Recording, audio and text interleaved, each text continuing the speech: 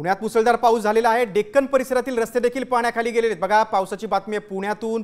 आपण आत्ताची दृश्य बघू शकतो की पुण्यामध्ये किती मोठ्या प्रमाणात रस्त्यावर पाणी साचलेलं आहे। ही डेक्कन परिसरातील दृश्य आहेत। अगदी गुडघाभर पाण्यातूनच वाहन चालक वाट काढतायत, पुढे जात आहेत। रस्ते पाण्याखाली गेलेले आहेत। पुणे शहरात मुसळधार पाऊस पडतोय।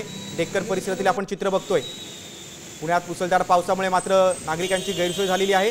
मोठ्या प्रमाणात रस्त्यावर पाणी साचलेलं आहे आणि याच पाण्यातून वाट काढत वाहनधारक पुढे जात आहेत।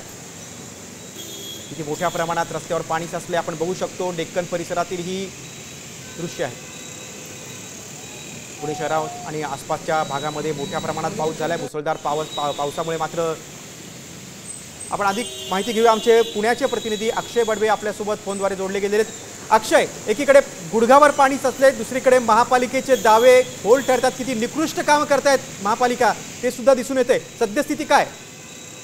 गेल्या अनेक दिवसांपासून पुणे महानगरपालिकेच्या कामाच्यावर प्रश्नचिन्ह उपस्थित केले जाते।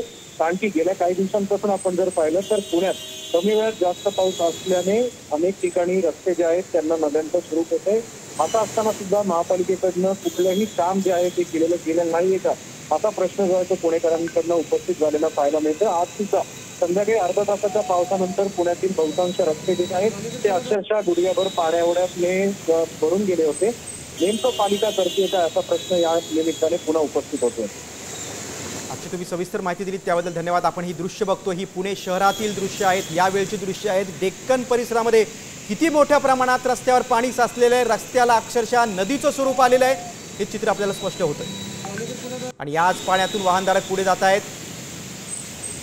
मात्र या पावसामुळे आणि या मोठ्या प्रमाणात जे रस्त्यावर पाणी साचलेले आहे त्यामुळे पुणे महानगरपालिकेचे आम्ही नाले सफाई पूर्ण केली आहे, 100% आम्ही कामं पूर्ण केली आहेत, हे सगळे दावे फोल ठरलेले आहेत।